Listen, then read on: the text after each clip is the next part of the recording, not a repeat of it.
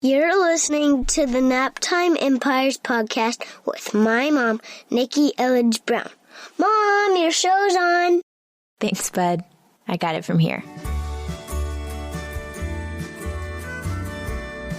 Welcome to the Naptime Empires podcast, refreshingly honest conversations on the realities of parenthood and entrepreneurship. I'm your host, Nikki Elledge Brown. Let's get started.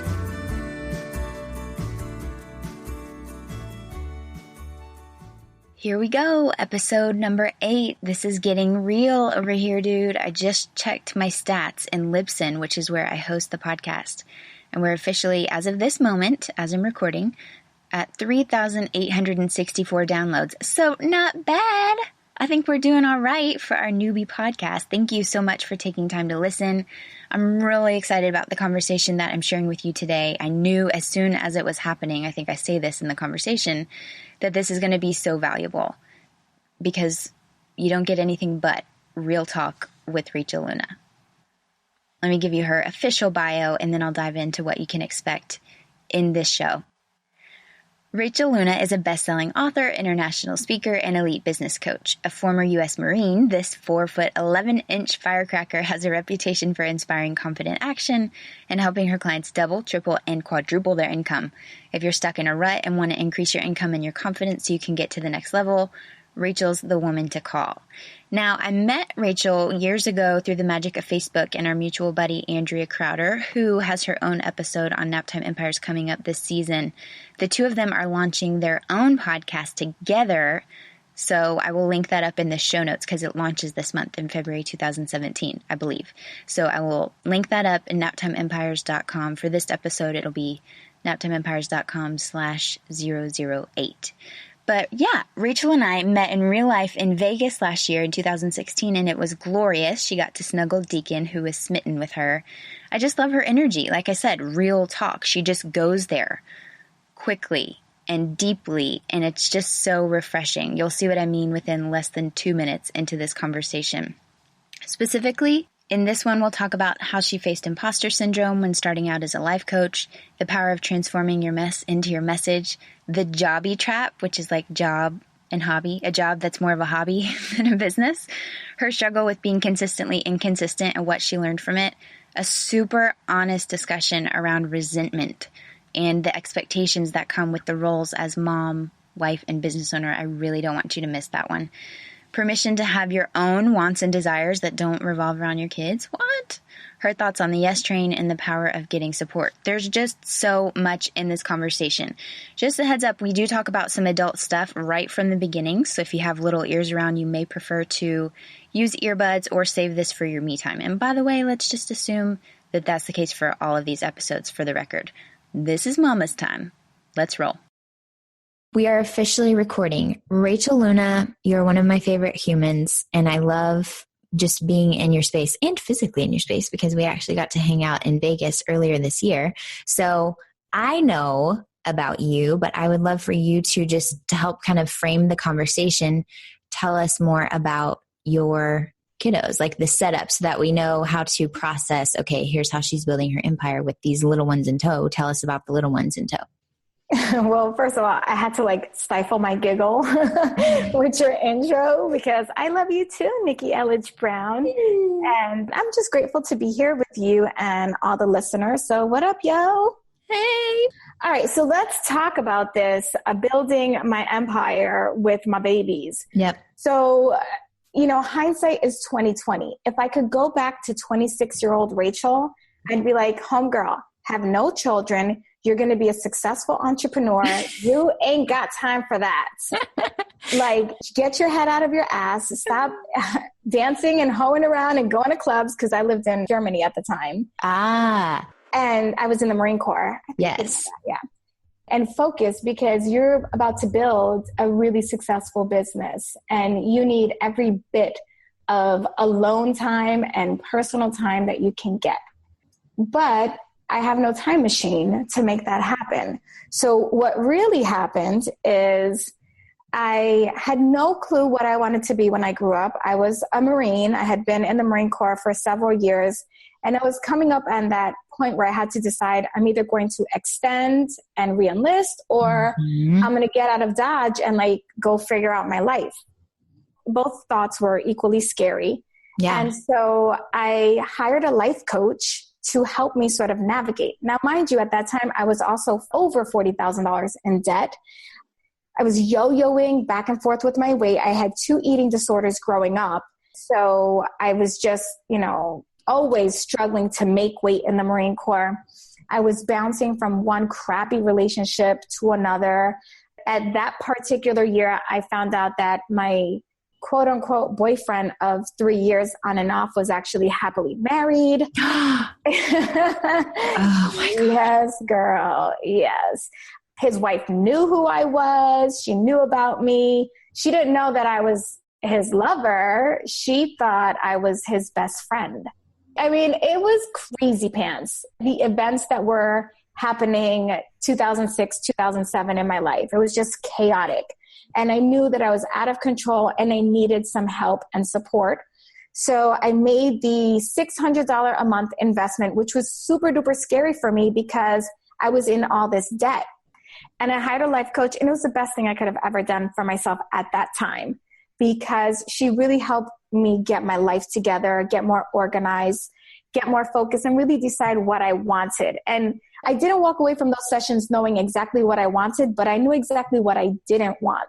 Knowing what you don't want is just as important as knowing what you do want, both in life and in business. Yeah. Because when you know what you don't want, that weeds out a lot of stuff. And then you can go back to the drawing board, like, well, this feels good. Well, that feels good. Oh, that's not so good. And sort of try things on for size. Yeah, exactly. Trial and error. Yeah. So she suggested that I become a life coach. And I remember the conversation and I said, you're crazy. I don't have my life together. Like, there's no way I could coach somebody else when I'm in my own mess. And she said, well, no, you shouldn't become a life coach right now. She said, you should study and get certified and learn the tools, because once you get yourself organized, once you fix your life, you're going to be able to help other people do the same. And we all want to learn from someone who's been in our same struggle. And I thought, okay, that sounds good. It sounded like a great idea. So I did. I went to the International Coach Academy online. I lived in Europe at the time, so I would have to take classes at like 2:00 in the morning, 4 in the morning, like random times, because of the time zone difference. And I just started studying. And in the course of that, I met my husband. I got pregnant first. Then I got married. Yeah. A little backwards. But throughout this whole time, I was still in the Marine Corps. I was studying to be a life coach. I was taking on free clients because I had to have 750 coaching hours, where not only was I coaching people, but I also had to be coached for like 200 hours so that I understood the process and the journey that the client would go through. And I think that's really important. Like, I just want to throw this side tidbit. If there's any coaches in the midst, and those of you who are thinking like, I want to be a coach, I want to be a lifestyle coach or whatever, please take some time to get some training, because there's a big difference between being a coach who facilitates transformation and results and someone who's just really good at listening and giving feedback. Yeah. And to my second point, please make sure that you yourself hire a coach, because until you make that investment yourself, it will be very difficult for you to feel like you deserve other people's investment. That being said, I got certified. My husband got orders to Japan, and I got out of the Marine Corps. We had our second child. We got orders to Japan, and I found myself without a job in Okinawa, Japan, with these 2 little babies who were 2 years old and 3 months. Okay, so when y'all got to Japan, they were 2 and 3 months. Correct. So I had 2 babies in diapers that could not speak. Right. It was a lot of fun. I remember thinking like, oh my gosh, like this is never going to end. I'm not cut out for this. Like, I thought motherhood was going to be something different. And I don't know what this is, but I don't like this. They're needy. They cry. Like, I fix their hair 1 minute and I turn around and then their hair is all over the place. Like, one got on my makeup. Like my little one had gotten into all the makeup and MAC, the good stuff, all over the face and the floor. And despite all this chaos, I decide this is the perfect time for me to start a business. Right? Why not? So Why not? You were doing the life coach training. You started it while y'all were over in Europe, but then had you finished it by the time y'all got to Okinawa? Yes. So I got my certification. I actually had been certified for almost 2 years before I started officially planted my flag in, opened up my website and said I'm here, please pay me. Okay. So I decided I'm going to start this business. And I noticed that's when things got very, very uncomfortable for me in many different areas.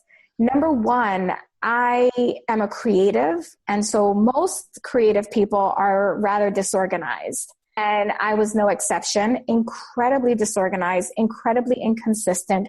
Like the name of my game was hurry up and start and stop right before you get to the finish line. Or stop when you get tired, or stop when it gets too hard, or stop when your husband is making comments. So for me, I found myself in this hamster wheel where I felt like I was always working. I was always on Facebook. And actually, I took that as a sign of like a badge of honor. Look at how messed up this time was, right? Because I remember, do you know Elizabeth D'Alto? Yes. Okay. Of her. So Elizabeth D'Alto and Denise Duffield Thomas and I all went through B school at the same time. And so Denise Duffield Thomas was my hustle buddy. So we would get on Skype and talk about all this work that we were going to get done and do. And Denise would go out and do it. And we check in, and then I'd still not have made very much progress. And then I was always online, always on Facebook. And I remember Elizabeth said, "Oh my gosh, girl, do you ever sleep? What time is it over there? Because you're on in the morning, you're on in the night." Yeah. I lived on Facebook and I kept telling myself I'm working. Okay. So what were you doing when you were on Facebook? I mean, were you around, I guess. I don't know. So what I was doing was building relationships. I was spending a lot of time in Facebook groups, in particular, the B School group. At that time, this is back in 2011, 2012, there were only 400 B Schoolers.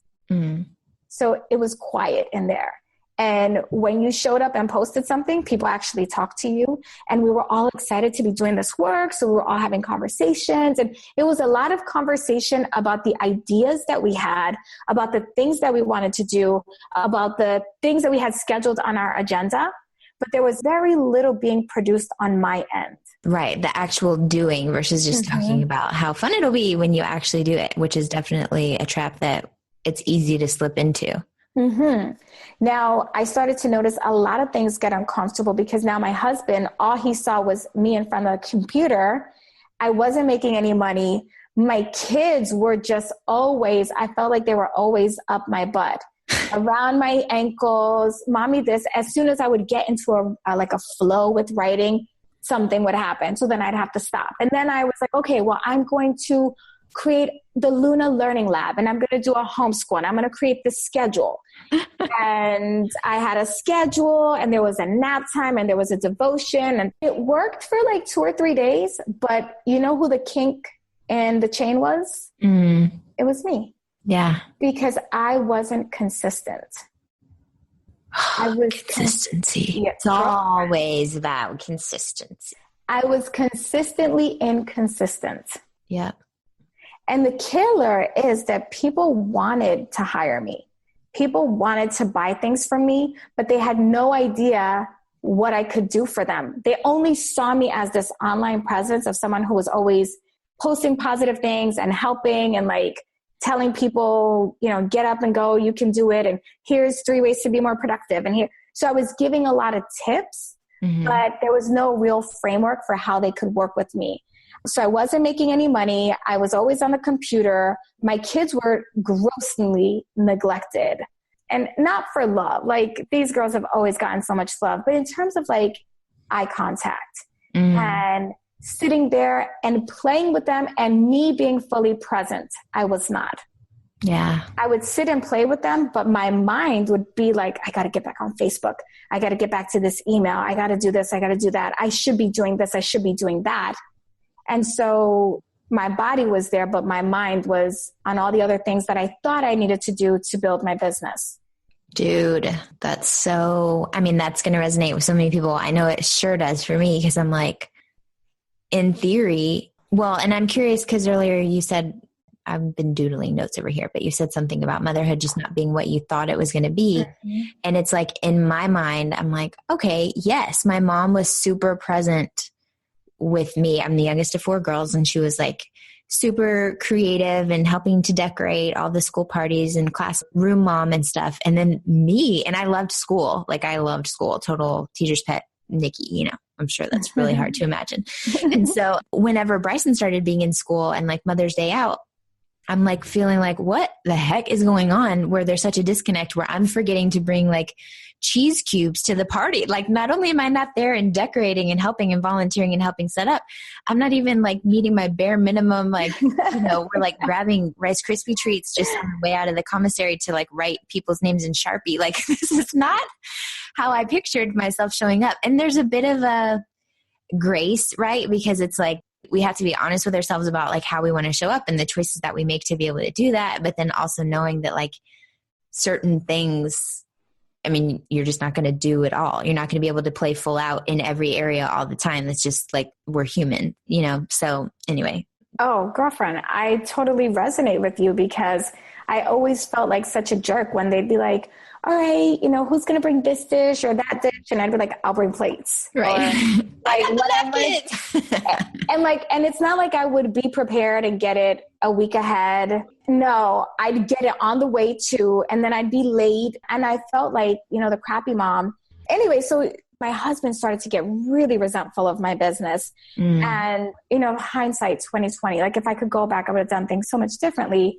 But it caused a lot of strain in our marriage, because I was so fixated on building this business and making it work. But I wasn't doing the things that actually drive the needle home, right? Like, I wasn't actually I wasn't on the right path to get to the finish line. Mm-hmm. I was running laps around the track instead of like running straight to the finish line. And so we had a lot of hiccups, but I'm grateful. Like, my husband has always let me force him into communication.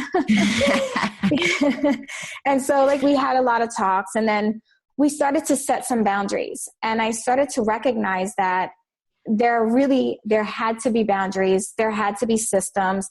And most importantly, I had to be okay with the fact that I was never going to be the mother I thought I would be. I thought that I would be the kind of mom that was baking cookies and cakes for her children. Well, number one, I'm gluten-free, so that's not going to happen.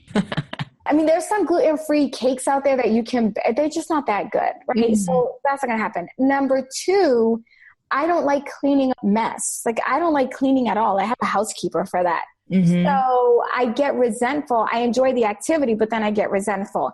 I'm also kind of like a little bit of a perfectionist when it comes to cooking.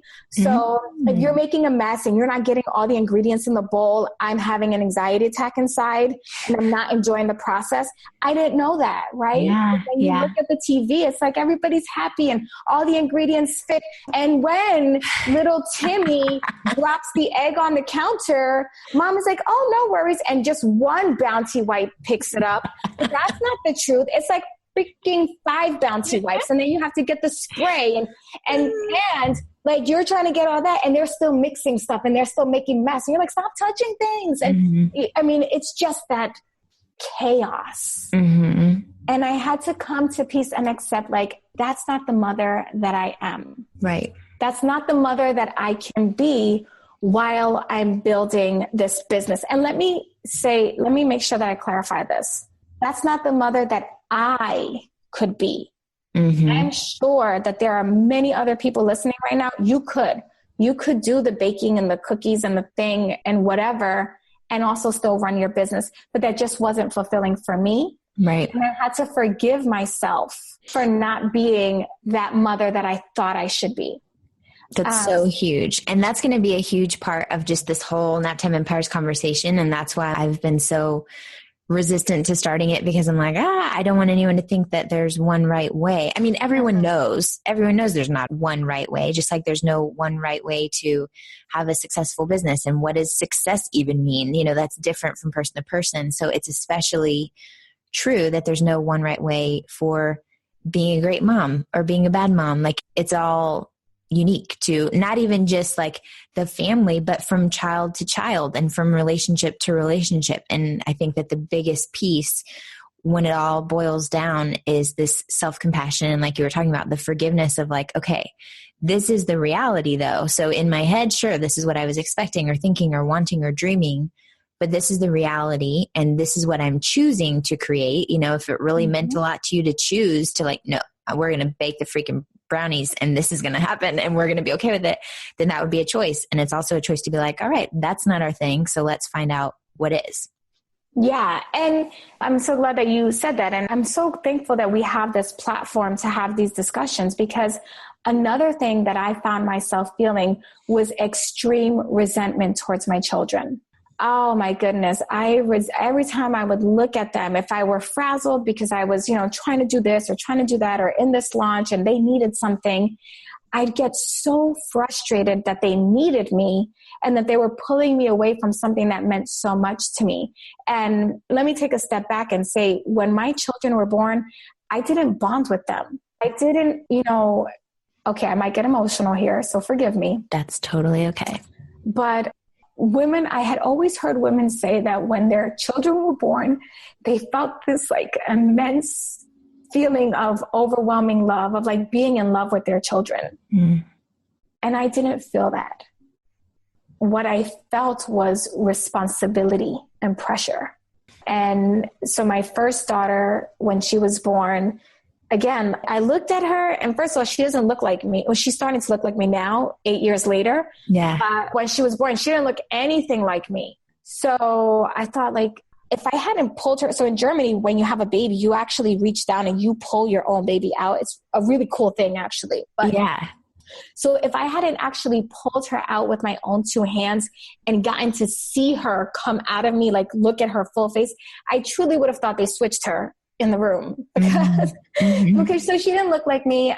And, at the time my husband and I were not married. So there was that fear of like, am I going to have to do this by myself? Is he going to leave me? Like once it gets hard, there were a lot of insecurities. Right. And then to add insult to injury, she ended up having what we thought was a tumor. And so they had to put her into the NICU and she had like an IV coming out of her head. And when I saw her in that very fragile state, I looked at her and I remember thinking, and I audibly said it, it's just you and me, kid. And I'm going to take care of you. But I didn't feel that love. I felt like I got to make sure that this little human being is set and that she survives and that she feels loved. I consciously knew that that was important to children's development, their need to feel security and loved. But I just didn't have that feeling. It was painful for me. It was really, really painful because I wanted to bond and connect with her the way that I saw all these other moms doing. And I wanted to play dress up with her. But when it actually came time to doing those things, I just could not do them. So we moved forward. I have my second child who comes out in lightning speed. I was only in labor for like 35 minutes, 40. It was amazing. It was like 5 pushes, if that. I think 3, but someone counted 5. And she was out into the world. And I didn't have that cold frigidness that I had with my first child, but I also did not feel those I'm in love with you, I can't love anyone as much as I love you feeling. And I felt cheated. I felt robbed. Sorry. That's okay. So I had a lot of resentment that I was never able to connect with them. I'm connected with them now. So there's like silver lining, you guys. But for those first few years, while I was building a business and they were still babies, I was so frustrated because my business was something that I loved and I was in love with my business. And I felt for my business everything that people said I should have felt for my children. How did it shift? So you said, because now the girls are how old? 8? My babies are now 8 and 6. So the shift really came when I got consistent. Okay. Because you started it, right? When did you actually start the business in the lineup? How old were they when you started? They were 2 and they were 2.5 and like maybe 8 months. They were babies. So the shift that needed to happen was I had to forgive myself for feeling those feelings. And I had to just accept that it's okay to resent your children. It doesn't mean you don't love them. It doesn't mean you wouldn't kill somebody if they messed with them. Mm-hmm. It just means that at certain moments of the day, there are things that you rather be doing than being with them. Mm-hmm. And that's okay. Like, we're allowed to have our own personal wants and desires that don't revolve around our children. It's okay to want alone time. It's okay to want to take a bath without having a little hand under the door saying, "Mama, can you see my hand? Do you see it?" You're like, "Can I just slip this under the door to you? Could you?" Like, I still get that, by the way. They're 6 and 8. So it was a lot of forgiveness. And it was a lot of being honest with myself about who I was as a mother, who I was as a businesswoman, who I was as a wife, and who I wanted to be, and how I was showing up for all 3 of those very important people and things in my life. So I set some very good boundaries for myself. My husband and I had some really great conversations about what we each needed to feel like the business wasn't sort of the pee under the mattress. I was going to say, what kind of boundaries? Like, what did that look like? Yeah. So number 1 was going to bed together. It really bothered him that I would work till like 2 or 3 in the morning, but that was like my creative time. Yeah. So we came up with a system. I would get in bed with him, and as soon as he started snoring, I would hop out of bed and go to work and then get back in bed so that he woke up with me. So that was important. Another thing was making sure that at 6 o'clock, I closed the laptop and there was no work happening unless it were like a launch or delivery. You know, sometimes you deliver a course and there's coaching calls, and to accommodate, you might have one evening call. So, but they were not every night calls. And there was not something every single night taking me away from them. Right. And a really important thing for my husband was show me the money. Show me that you're making money and that it's worth the time that we're sacrificing. Because I was traveling a lot. I was speaking. I was trying to build a name for myself. And so I was saying yes to everything. And I know some people will get to where you and I are, Nikki, where, you know, we've had success and like we have a business that generates consistent income. Like, I will own it. I have a great business. Some people will get to where we are and then say like, don't say yes to everything. Don't do this. Don't do that. I can't tell you don't say yes to everything because I said yes to everything. Right. And I credit saying yes to most of the things with helping me build the business that I have today. When I lived in Japan, I paid $1,000 to speak on Tori Johnson's stage in New York. I flew from Japan to New York to speak at this thing. It was like a whole huge production. That was a big thing. That is a big thing. Travel at all. I mean, you know, we're on a hamster wheel of Houston to Honolulu, but just this year alone, well, obviously, because you got to snuggle with him. Deke came with us to Vegas because my sister Stacy came with us. And then we did this photo shoot for Naptime Empires and we went to DC. And I'm just like, dude, I like to say that the Navy, Hawaii, and breastfeeding literally keep me grounded for now. So I'm not on the yes train for stuff. As much as I love connecting with people in real life, I was very much like a hermit out here in Honolulu, or have been at least for most of the time. So, but it's good to have that whole variety of experiences based on what feels good to you at the moment. You know? And for me, like, you know, if I had listened to the gurus that tell you like, don't say yes to everything and family has to be your number one priority, I would never have gotten on that plane and I wouldn't have gone to that event and I wouldn't have met and made the connections that I made that I have today. Yeah. Some of them. So do what feels right for you, right? If honoring your family first above everything is your number one priority, awesome.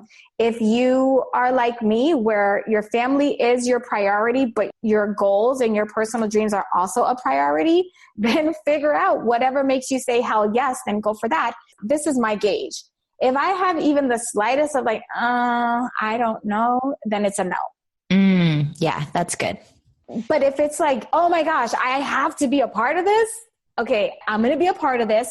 Who's going to watch the girls? Let's work out logistics. So for but let me take a step back and make sure that we answer the question, because I do have ADD, which also was a big issue for me. I had undiagnosed ADD, and people had tried to tell me for years that I had ADD, and I didn't want to listen. So I was all over the place with ideas and inconsistent. And so for my husband, he really wanted to see those dollars and bills. He wanted to see where the money was coming. He wanted to ensure that we were getting a return for me being away from the family, whether physically or mentally. Right. And once I realized that about him, I made it a point like, okay, now I have to make money.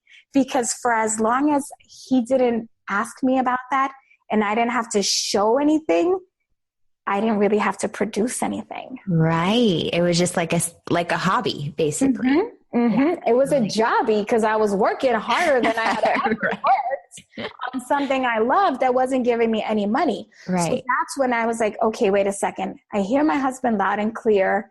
Like, I need to start making money. And that helped me settle down. I started going to therapy. I went to EMDR therapy.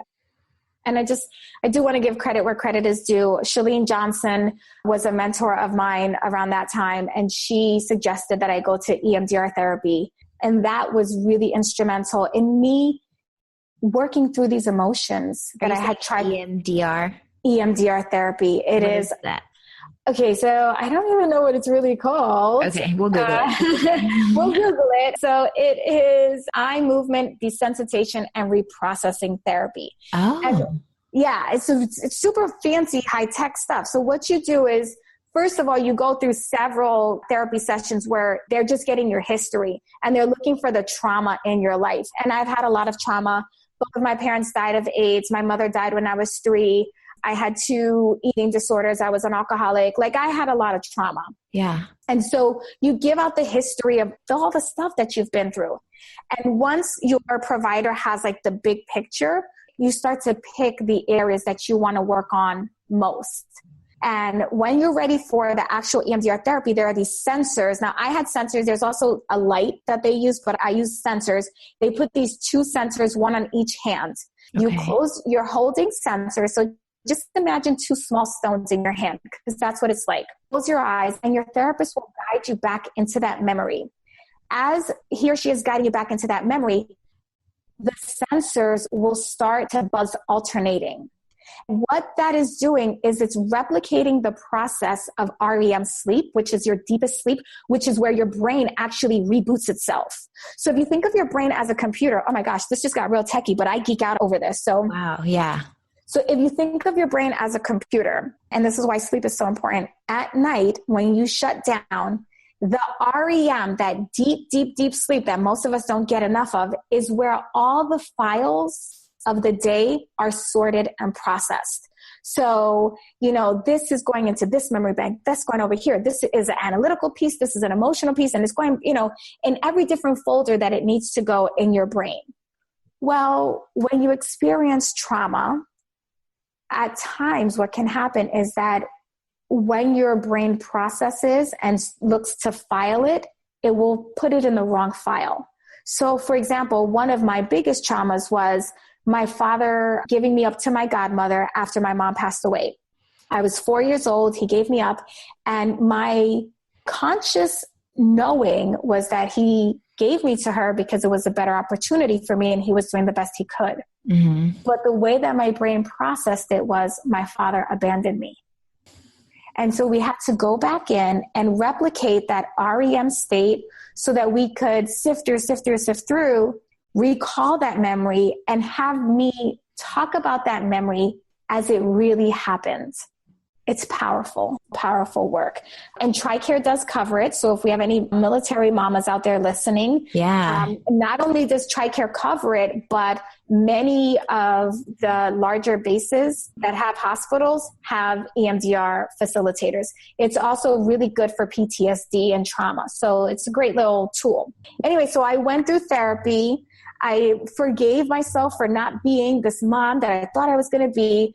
I started having powerful conversations with my husband about what he needed to see to feel good about the business. And then I got super consistent. And the journey to consistency is just that, a journey. And what I find is that everybody tries, most often, not everybody, but most people will try to get consistent with everything in their life at one time. Yeah, that would be a recipe for a disaster for me. Yeah, you can't.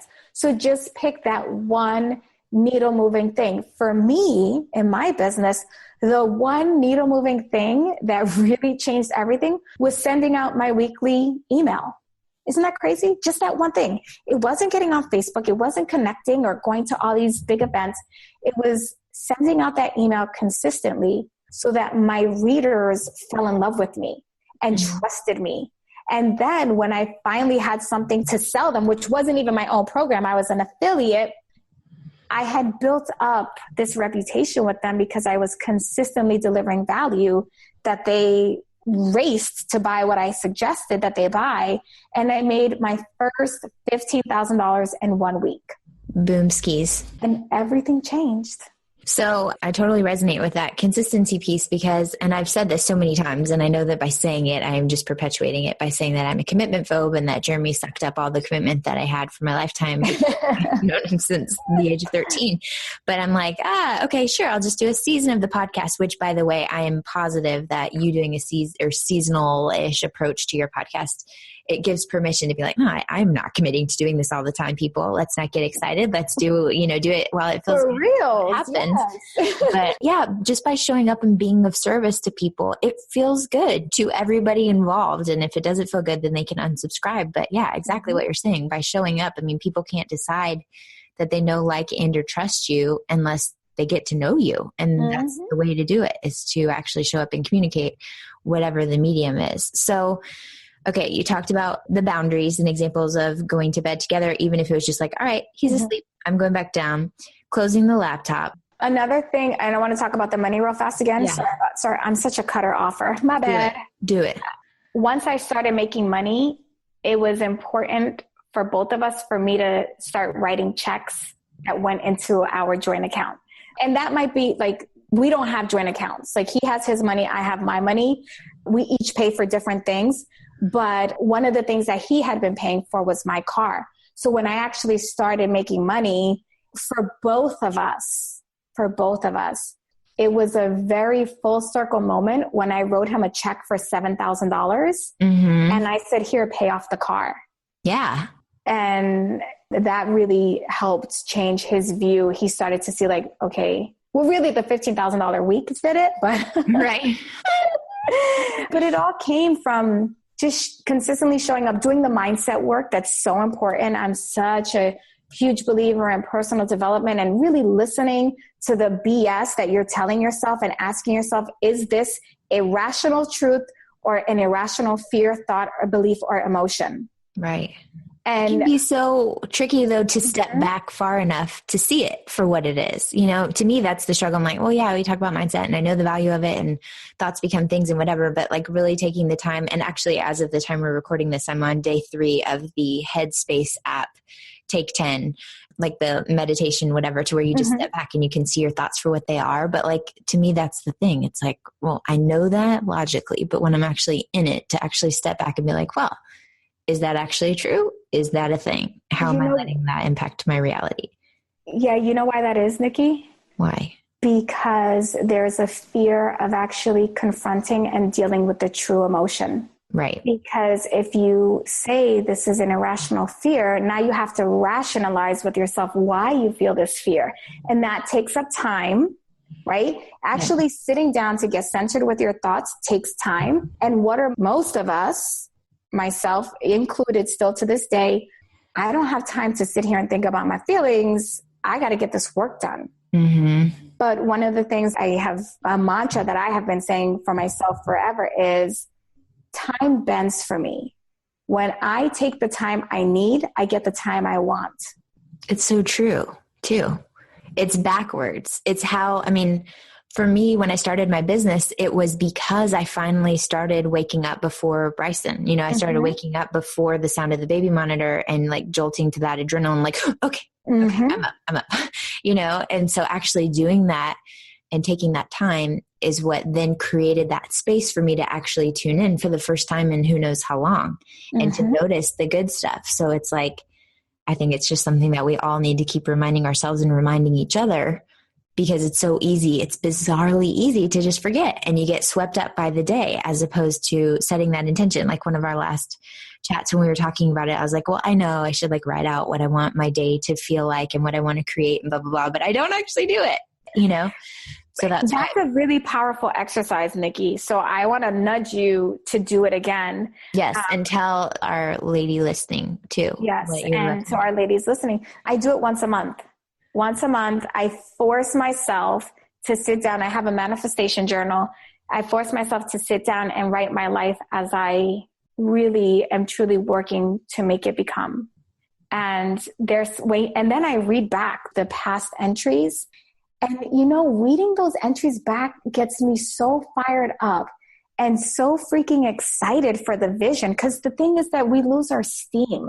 That's why we're not consistent, because we lose sight of the vision. We let life step in. We let the kids distract us. We don't have boundaries with our neighbors and with our friends or, you know, what have you. And that's really important too. That was another thing that contributed to the growth and development in my business, was setting very clear boundaries with people. I am the type of person, like, please don't invite me every day to like a BS lunch where we're going to talk for 3 hours, because I don't have time for that.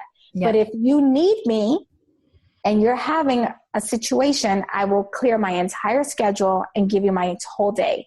Yeah. Like, there's boundaries. So that was important as well.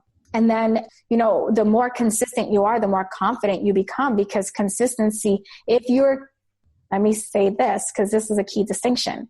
If you are consistent in the right action, you will see results. And I already know somebody is saying, but I don't know what's the right action. Yes, you do. You definitely intuitively know. There's one thing that you should be focusing on. I feel like there might be network marketers out here, because I always seem to talk to network marketers. Your number one thing is inviting people to learn about whatever it is that you're selling, right? If you're a coach, your number one thing is showing up for your audience and delivering consistent value and resources. Like, that's it. Show up. It's pretty much always coming back to that. It's pretty much always, which is why it's so easy to convince yourself that by being on Facebook all day, it's the jobby, right? Because it comes back to just connecting with real life humans. And that was always when I'm asked, like, what do you recommend? What's the recipe for success? And I say, know your value, know who needs it, and communicate your value to the people who need it in a smart, authentic way. Because that's all I did from the beginning. And it was a huge running start for my business, because it's so easy. And I know from being on this side, when I then had all this white space to just like roll around in and be totally unfocused, it's so easy to bury yourself in the admin things and to be like, oh no, but I really need to schedule some social media posts that are going to be going out. It's like, no, actually just connect with real life humans, even talking to them on the phone or on Skype or whatever about how you can show up and serve, and whatever is on your heart, whatever you're noticing. I mean, that can be of service to people too. So, oh, and there was one more thing that I did that I would be remiss if we didn't mention it, but I got help. I got help way before I could afford it. Yes, I was going to ask you, when did you start getting help with the childcare and everything too? Because that's a huge, of course you're going to feel resentful if you can't clone yourself. You have to have help. Yeah. So the help came when the Luna Learning Lab failed. May it rest in peace. Oh, it was such a cute little room.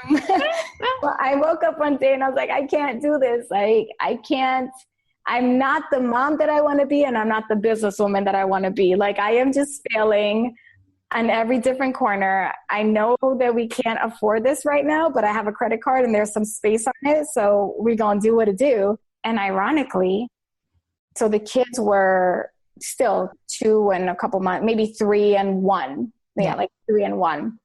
And it was just a couple of hours every day. At first it was a couple of hours, 3 days a week.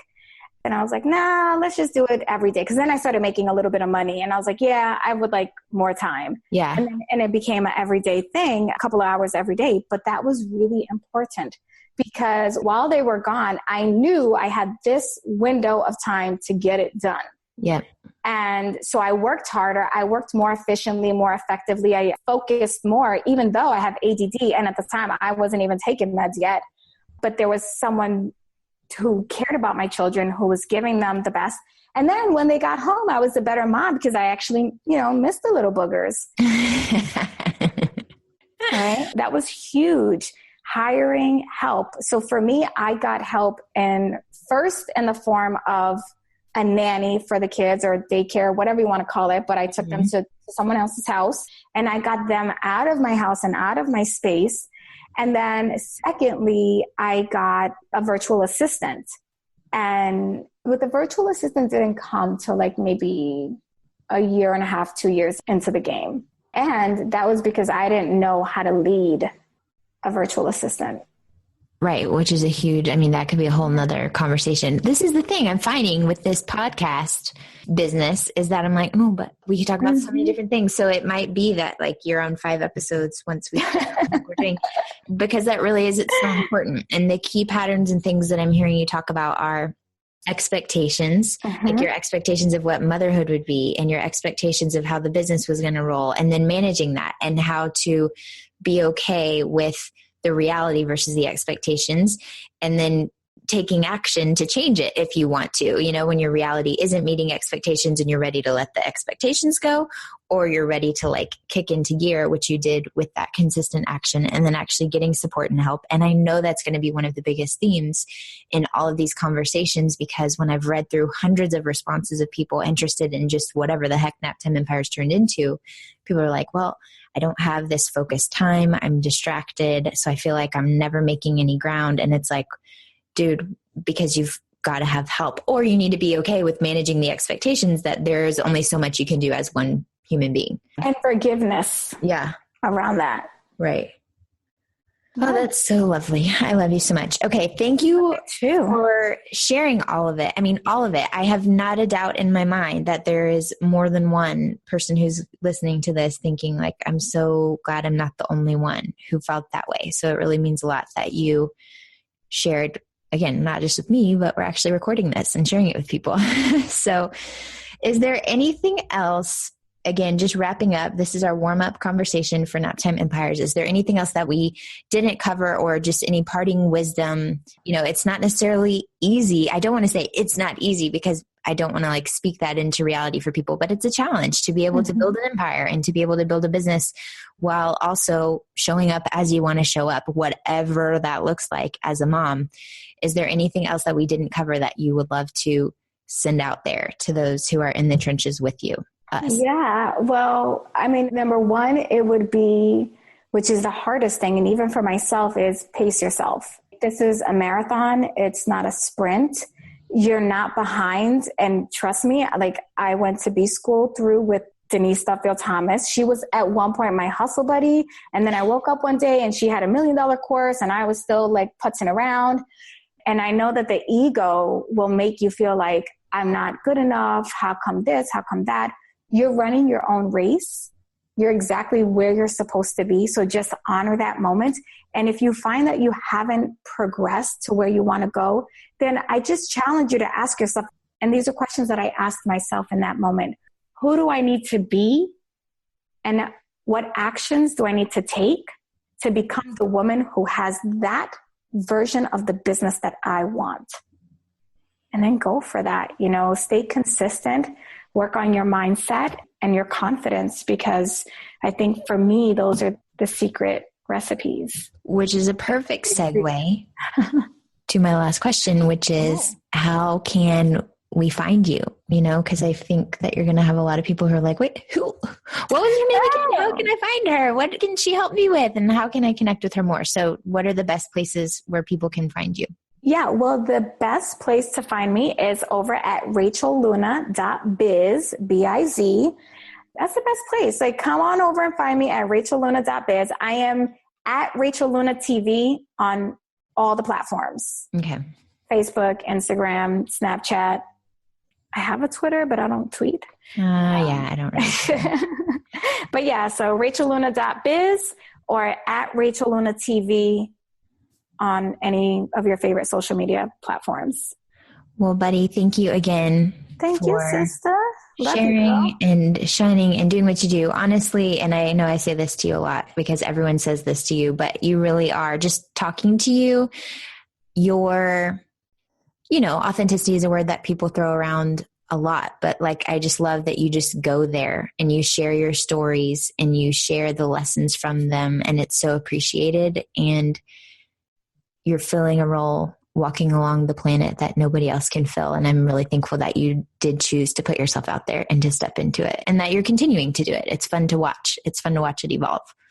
Well, thank you, my love. Thanks for having me. And thanks to everybody listening. It's been great spending time with you today. All right, dude. Talk soon. Bye. This show may be over, but the conversation is just beginning. Head on over to naptimeempires.com/Facebook so you can join my free... Wait, did I say free? I meant priceless, rapidly growing community of Naptime Empire builders for deeper discussions, behind-the-scenes scoop, and of course, updates whenever I've got new stuff coming up for you. naptimeempires.com/Facebook. See you there. See you next time. Thanks for listening.